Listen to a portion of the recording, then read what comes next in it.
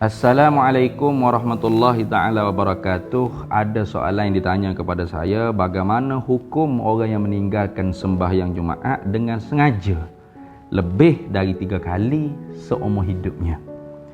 Baik.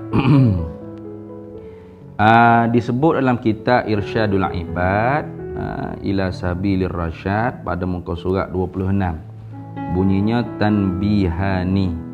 Bermula ini 2 penjagaan. Ahaduhuma, satu daripada 2 penjagaan, anna ada as-salatil jumu'ati, bahawasanya menunaikan sembahyang Jumaat ma'al jama'ati, bersama dengan jemaah, ala ghairi zawil a'zari, di atas mereka yang tidak mempunyai keuzuran syar'i, uzur syar'i, fardu ainin ijma'an, ialah fardu ain ijma' sekalian ulama. Maka famanis tahalla tarkaha, maka barang siapa yang menghalalkan meninggal Jumaat.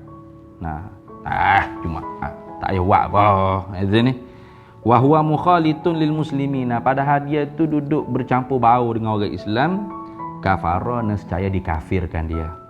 Wa min samma, dan di sana juga, lau qala, jikalau berkata insanun oleh manusia, usalli zuhran la jum'atan, aku sembahyang zuhur je, aku tak sembahyang Jumaat, kutila alal asahi, dibunuh hukumnya di atas pendapat ulama yang asah.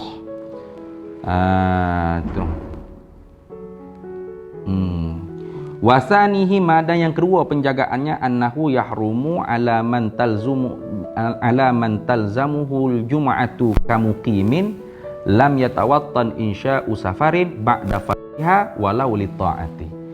Yang kedua penjagaannya, annahu yahrumu, bahawa haram ala man talzamuhu, di atas mereka yang diwajibkan al-jum'atu oleh Jumaat. Dia diwajibkan Jumaat. Mana misal kamuqimin, seperti orang bermukim. Dia wajib, orang bermukim wajib kena Jumaat. Lam yatawattan insya'u safarin, maka tidak boleh dia nak niat untuk bermusafir ba'da farjiha, kemudian daripada subuh pagi Jumaat, walau li ta'atin, sekalipun musafir tersebut tu musafir yang taat, bukan musafir yang maksiat. Baik. Jadi dalam hadis-hadis Nabi sallallahu alaihi wasallam, para penonton yang dimuliakan oleh Allah, ada beberapa hadis Nabi sallallahu alaihi wasallam. Nabi sallallahu alaihi wasallam sabda, man taraka salasa juma'a, barang siapa yang meninggalkan 3 kali sembahyang Jumaat, tapi mutahanwinan, hal keadaan dia tu meninggalkan Jumaat meringan-ringan, taba'allahu ala qalbihi, nescaya Allah Ta'ala mengecok, mementeraikan atau mementerikan, atau panggil apa, mengecok ni mana, mengeraskan di atas hati seorang itu. Dalam satu hadis lain, Nabi SAW sabda, man taraka salasa jumu'atin, barang siapa yang meninggalkan 3 kali Jumaat, min ghairi uzrin, daripada ketiadaan uzur, min ghairi uzrin, tak ada uzur apa-apa, kutiba minal munafiqina, dicatatkan seorang tu termasuk daripada kelompok munafikun. Ini bahaya. Jadi para penonton yang dimuliakan oleh Allah, walaupun kita sekarang ni memanglah bukan 3 kali Jumaat, setahun 2 tahun dah Jumaat ni nak masuk 2 tahun dah Jumaat ni tidak boleh dilaksanakan secara normal di negara kita, lebih lagi wabil khususnya kita di Selangor lah.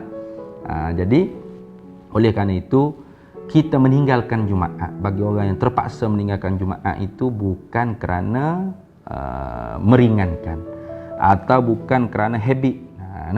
Mestilah kita meniatkan bahawasanya kita meninggalkan Jumaat ni kerana perintah daripada raja, majlis agama, jabatan agama. Mereka yang menyekat daripada Jumaat didirikan secara normal kerana ada uzurnya, iaitu dikatakan ada wabak, ada wabak corona, ada wabak covid. Maka kalau kita niat seperti itu ketika mana kita dalam saat meninggalkan Jumaat ni, maka kita tidak berdosa, bahkan apa-apa saja akan dipertanggungjawabkan di atas sultan, di atas raja.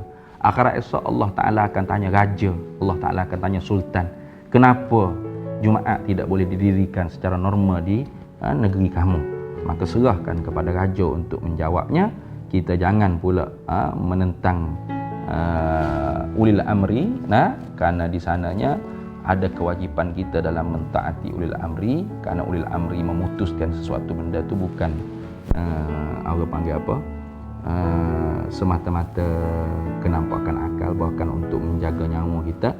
Maka kalau kita meninggalkan Jumaat, terlekat habit dia panggil, jadi sedap dah tak ada Jumaat. Maka berdosa tu kita yang tanggung. Begitu juga ulil amri juga akan menanya. Kenapa?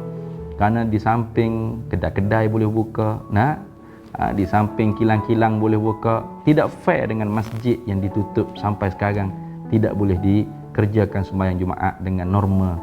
Dengan norma tu maksudnya penuhlah kapasiti masjid, dengan SOP, ya silakan dengan SOP, berjarak dan sebagainya.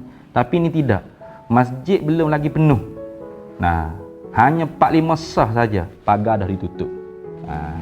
Jadi terpaksalah orang yang di luar pagar tu balik ke rumah sembahyang zuhur. Maka pada saudara-saudara kita yang terpaksa pulang ke rumah sembahyang zuhur, jangan niat kata saya happy tak kena Jumaat.